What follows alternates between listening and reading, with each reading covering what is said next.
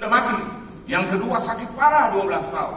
Ini hanya menunjukkan kepada saya dan Anda tidak ada masalah yang paling besar sekalipun yang tidak bisa diatasi oleh Tuhan Yesus. Amen. Semua dia bisa atasi. Beri tepuk tangan yang meriah. Kadang-kadang suka membesar-besarkan masalah.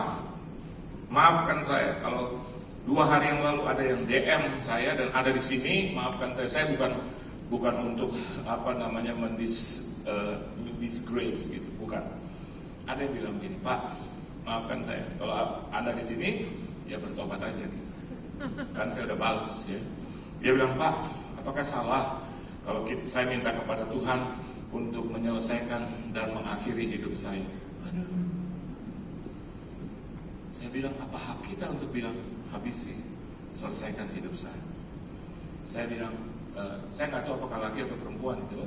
Saya hanya bilang, bos, hidup ini anugerah.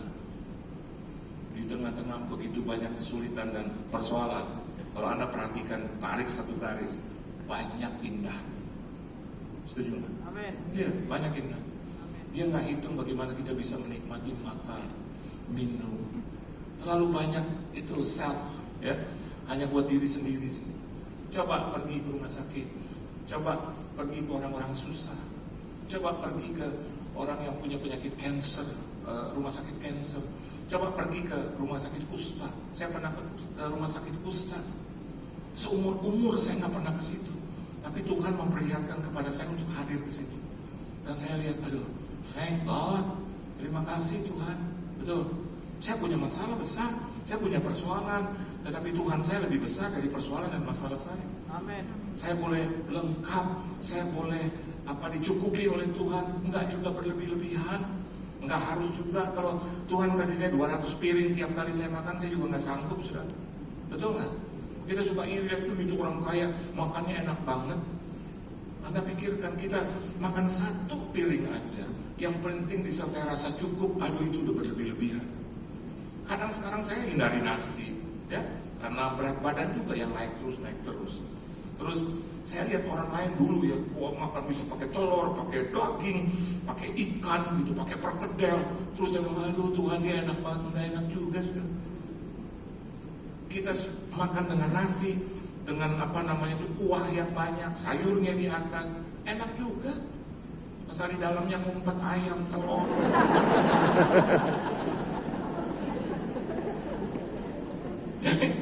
Yang ketiga, ya sembah aja Yesus, dia akan cukupkan. Ada Yesus, ada Yesus. Kalau saya susah, ada Yesus yang menolong hidupku. Kemarin ada tagihan kredit card.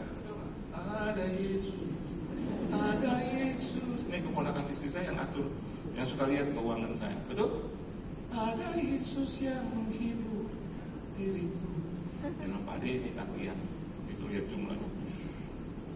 Kalau lihat tagihan, saudara jangan terlalu jelas.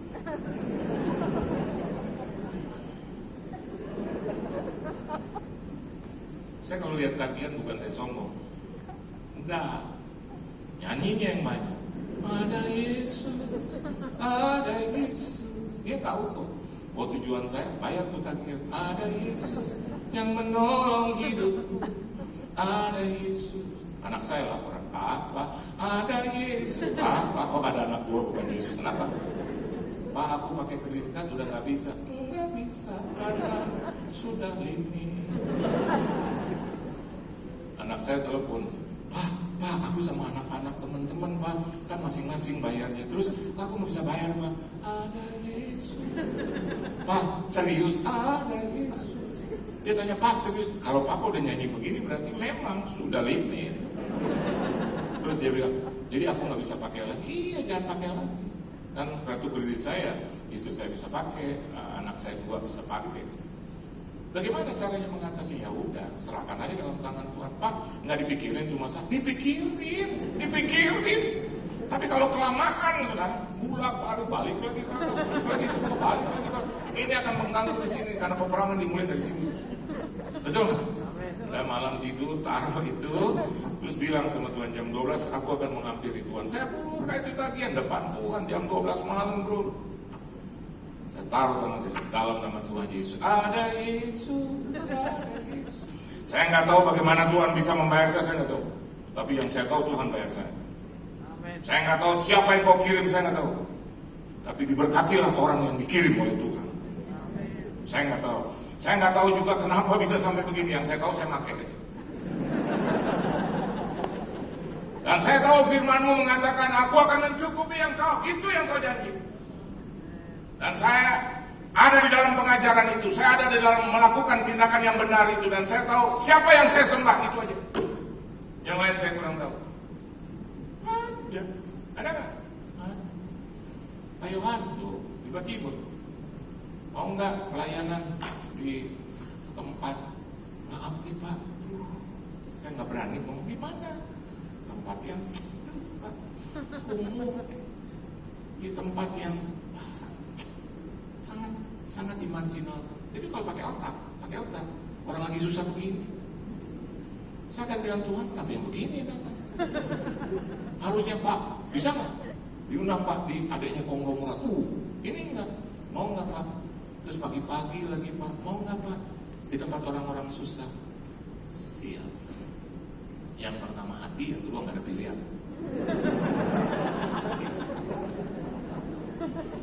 Pak, jam 6 kumpul di rumah saya. Berarti saya harus bangun jam 4:30. Jam 5 saya di jalan sana. Benar. Ternyata tempat orang susah. Saya dihibur gitu. Roh Kudus bilang kepada saya, coba lihat, kau susah tagihan ini, nggak ada tagihan. Tapi hidupnya udah susah. Ngerti maksud saya? Kau menikmati, kau pakai itu semua, keluargamu pakai. Ini nggak usah pakai, udah susah. Saya jadi bingung itu. Saya lihat dia, oh iya harus dengan kasih. Lupa saya tadi. Hampiri mereka, halo. Terus janjiin. Nanti kalau nggak ada itu ya, ini saya boleh kan? Ada rekening, mau rekening. Walaupun udah tagihan banyak, pakai nanya, ada rekening, ada nomor rekening. Di surga nggak dibilang, lo sok tahu, enggak. Saya cuma ada nomor rekening. Terus, aduh Pak, terima kasih ya Pak ya. Kapan nanti? Kalau setelah bayar tagihan. Udah saya pulang suka cita. Begitu mau pulang, nah, orang suka mengartikan lain. Ngomongnya tentang duit, penting juga. Duit itu penting, halo, penting. Tapi yang terutama adalah Tuhan. Oleh sebab itu Yesus bilang begini, di mana hartamu berada, berarti harta itu penting atau enggak? Tapi jangan nomorsatukan itu. Kalau kau menomorsatukan harta, maka hati akan mengikuti. Yesus mau bilang cerdas, di mana hatimu berada, biar harta yang mengikuti. Amin. Jadi yang menjadi main, yang menjadi subjek itu harusnya Tuhan, bukan harta. Udah berkati mereka pulang. Ada-ada saja Tuhan memberkati. Pak Pendeta mau pulang kemana? Iya ke rumah, masa ke bulan? Ke rumah bos. Oh iya, Pak Pendeta sebentar ya. Balik lagi turun. Pak Pendeta ada berkat, nggak usah. Gini aja, yuk kasih aja sama tadi yang orang susah. Udah Pak, saya kasih udah berlebihan. Bahkan di sepanjang tahun, di sepanjang hidup saya sudah berkati dia Pak. Tuh, saya udah janji sama mereka semua. Tadi Bapak lihat, saya berkati semua. Amin. Sekarang bagian Bapak. Terus saya bilang, kalau memang bagian saya, jangan dibagi kepada orang lain. Dosa gak saya? Enggak. Betul gak? Enggak. Itu Tuhan, kalau saya dosa 43 tahun saya melayani Tuhan, kenapa diberkati? Halo? Kalau saya penipu, kalau saya cintakan uang, saudara, saya yakin dan percaya Tuhan gitu loh. Masa mau diselewengkan begitu aja? Seorang direktur di dunia aja nggak mau punya anak buah yang brengsek. Jadi dia lihat itu 43 tahun, hanya Tuhan yang tahu. Saya bekerja sama juga dengan gereja. Nah, tadi saya sebut dari tahun 2006, 16 tahun bos, betul nggak? Kalau saya sampai masih bisa diperbolehkan, diizinkan melayani di sini, pasti karena kemurahan Tuhan. Amin. Langka gitu loh, 16 tahun Pak. Ada orang yang masuk keluar lagi, ada yang nggak masuk lagi. Tapi kalau sampai hari ini gitu, ya, melewati ujian dan pencobaan, masih boleh diizinkan. Pertama karena Tuhan, yang kedua karena koordinator, karena gembalamu mengizinkan saya. Saya boleh heboh berkhotbah, hebat berkhotbah. Kalau nggak diizinkan juga nggak terjadi apa-apa. Ada orang bilang, wah kalau saya di gereja ini bangku bertambah-tambah. Nggak juga, karena memang PRJ udah penuh. Halo. Yang hebat begini, kalau PRJ cuma 20 orang, terus tiba-tiba karena saya berkhotbah jadi 4.000, itu hebat. Tapi saya sebelum berkhotbah udah penuh. Bukan karena saya, nggak usah diumumkan nama saya juga PRJ udah penuh. Apa artinya? Karena Tuhan. Karena koordinator, pelayan, khususnya gembala di sini mengembangkan gereja sedemikian rupa. Nah, inti khotbah saya kalau begitu. Apa yang harus kita lakukan? Coba Anda lihat di bagian pertama, di situ dikatakan ayatnya yang ke 18 dan 20, sementara Yesus berbicara demikian kepada mereka, datanglah seorang kepala rumah ibadat lalu menyembah dia dan berkata, anakku perempuan baru saja meninggal, tetapi datanglah dan letakkanlah tanganmu atasnya, maka ia akan hidup. Lalu Yesus pun bangunlah dan mengikuti orang itu bersama-sama dengan murid-muridnya. Pada waktu itu seorang perempuan yang sudah 12 tahun lamanya menderita pendarahan maju mendekati Yesus dari belakang dan menjamah jubahnya. Anaknya udah mati kok. Perempuan ini udah 12 tahun, darahnya nggak berhenti. Apa artinya? Proses. Halo. Amen. Proses. Anda juga setia kan dulu waktu tunggu kartu kredit? Proses. Betul? Kalau ada di mall tawarkan anak, Pak, Bu, ini ada kartu kredit bisa diakses. Terus Anda akan diminta apa? KTP-nya kan? Kenapa you minta KTP? You mau tahu alamat saya? Bukan, akan diproses. Pinjaman enggak 1, 2, 3 langsung dapat kan? Diproses. Oh, ditanya berapa? Antara 7 sampai 14 hari. Proses. Kalau hari ini jodoh juga belum dapat, proses. Amin. Yang sama dengan engkau siapa? Yang sepadan dengan engkau, surga proses. Malaikat satu lihat yang ini, malaikat enggak, jangan yang itu. Yang dua ada ini. Yang tiga tidak dapat. Jangan. Orang dia minta 176 sih, dia bilang dia punya pekerjaan, ya didapat dia udah punya pekerjaan yang bisa bertanggung jawab atas 11 keluarganya yang lain. Proses. Nanti disetujui ini oleh siapa?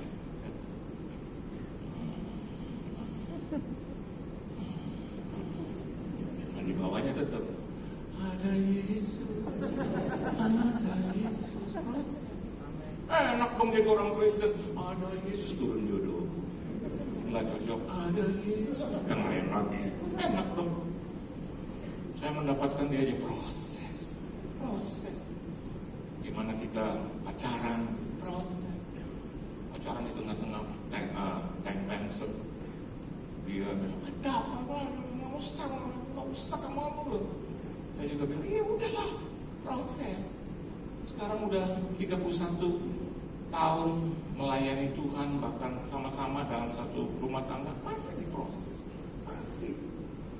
Saya kalau nggak setuju langsung mukanya.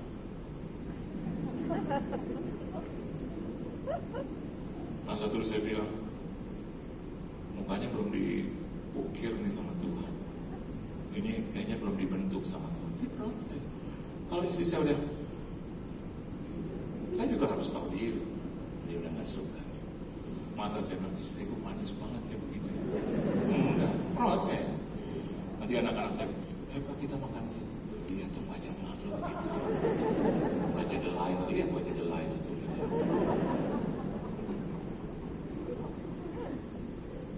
Jadi, kenapa Ma? Ya udah makan sini aja. Terus anak-anak mau makan, ya nggak usah kan? Kita kan harus ajar anak-anaknya. Iya kan? Proses. Anda makan di restoran kan diproses, betul nggak? Jadi kadang-kadang kalau makanannya salah, saya juga sadar ya. Istri saya, anak-anak saya suka bilang, Papa ngapain sih begitu? Karena dia proses salah, ya udah. Gado-gado siapa yang pesen? Nggak ada. Jadi Bapak pesen apa? Saya pesen ketoprak. Dia kan nggak bilang, ini hampir mirip-mirip. Dia enggak. Saya pesen ketoprak. Istri saya bilang, suami saya bilang ketoprak, bukan gado-gado. Mungkin ada di meja lain. Dia cari satu meja, nggak ada. Ditanya, meja nomor 7 yang pesan 7 nomor saya. Dia balik lagi, benar Pak, tadi iya Pak, kami salah. Bapak pegang ketoprak, Bapak pesan ketoprak, ini ada gado-gado. Maka tergeraklah hati Yesus oleh belas kasihan. Langsung saya bilang, gado-gado juga boleh. Istri saya bilang, kan kamu nggak pesan, nggak apa-apa. Dia prosesnya salah. Tapi juga di sana diizinkan. Coba gue mau lihat hamba Tuhan, hamba gue. Mulutnya bagaimana? Saya bilang taruh, terus saya bisikin, besok-besok jangan salah lagi bos. Untung ketemu I tahu pasti kalau you kembalikan, you dipotong. Dia bilang, Bapak tahu aja. Terus 5 menit dia balik lagi, Pak saya tahu kenapa Bapak terima. Kenapa? Terus dia bilang, Bapak pendeta ya. Tahu dari mana? Tuh manajer saya bilang Bapak pendeta. Kasih aja banyak yang salah-salah ke dia. Jadi kalau ini Anda menantikan gitu jawaban, ada proses. Amin. Saya suka bilang jarak surga dan bumi dekat apa jauh? Jauh. Jadi pelan-pelan dong. Nanti tiba pada waktunya Anda akan dapat. Amin. Hari ini diproses sampai akhirnya. 16 tahun saya melayani di sini. Oke aja. Jadi kalau tadi saya lihat ada satu program yang baik, ya. Walaupun saya belum tahu harganya berapa itu. Israel. Anak-anak saya udah colek saya, Pak ikut Pak, ikut. Saya tahu bukan Israel dia mau ikut, Swissnya dia mau ikut. Pak ikut, Pak ikut. Proses. Itu bulan Maret, betul nggak? Yang penting di tempat ini ada niat. Halo, Amen. Niat dulu. Saya mau ke tempat Holy Land Tuhan, tempat kudus, niat dulu. Nanti diproses. Dikasih nggak kesempatan itu sama Tuhan? Ada dua. Ada orang yang punya duit tapi nggak punya niat. Tapi ada orang yang punya duit, ada yang punya niat, duitnya nggak ada. Ada yang punya niat, duit nggak ada, kesempatannya nggak ada. Saya mau katakan buat Anda, nanti ketika diproses, niatnya ada, baru diberikan kesempatan. Waktu di Israel, pertama kali saya tahun 95 itu saudara, ya, saya juga berharap banget bisa ke Israel. Tiap hari saya doa, mama saya duluan. Terus dia balik lagi, pulang dia bilang sama saya, kamu nggak ada niat pergi ke Israel. Ma, sebelum keluar dari kandunganmu, aku udah ada niat juga ke situ. Dia bilang, kenapa dong kamu tidak mau mengejawantahkan itu? Saya tanya, kenapa Israel? Mama saya bilang, enggak, ada pemandangan apa? Mama saya bilang, ke Israel cuma satu, mama mau apa? Menginjak tempat di mana Yesus pernah menginjakan kakinya ke situ, dan mudah-mudahan injakan Yesus sama injakan mama sama. Oh gitu ya?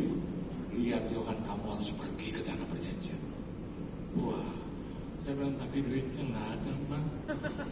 Nggak ada duit, belum juga kerja. Punya niat dulu dan doa yang benar terus.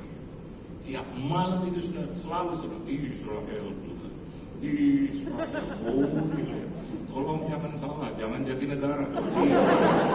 Israel. Harus punya niat juga, jangan cuma diam, saudara. Amin. Nanti diproses oleh Tuhan. Pergi juga. Bukan hanya saya pergi, sama siapa? Tuh. Istri saya bilang, udahlah Pak, pergi aja sendiri. Kamu kali yang diutus Tuhan. No. Saya bilang, Tuhan juga dengan istri saya. Saya pergi sendiri, balik lagi, ada muka gak enak, buat apa? Betul nggak? Buat apa saya lihat muka gak enak, betul nggak? Saya mau lihat muka yang enak dong. Nanti supaya saya cerita, jangan dia cuma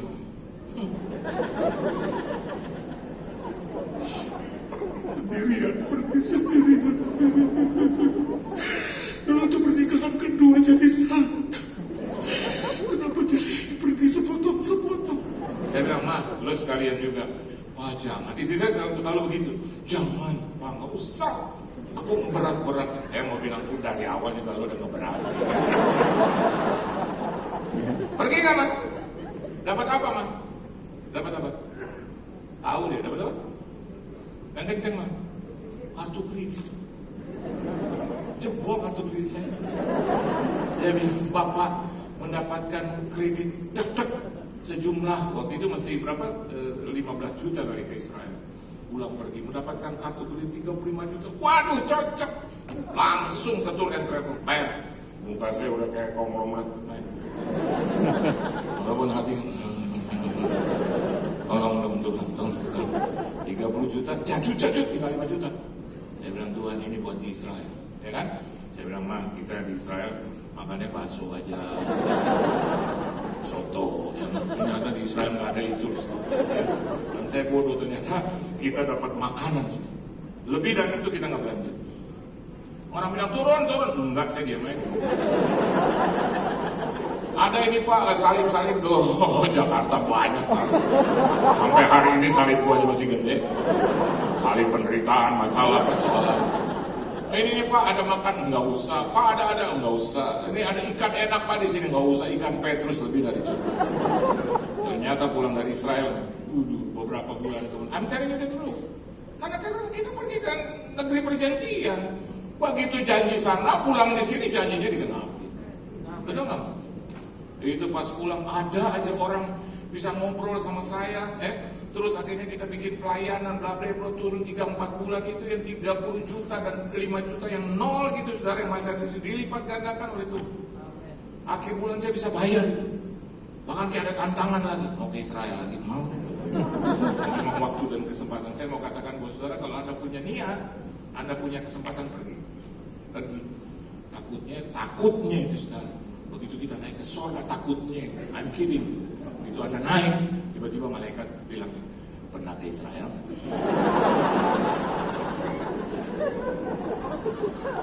Beri tepuk tangan yang mulia.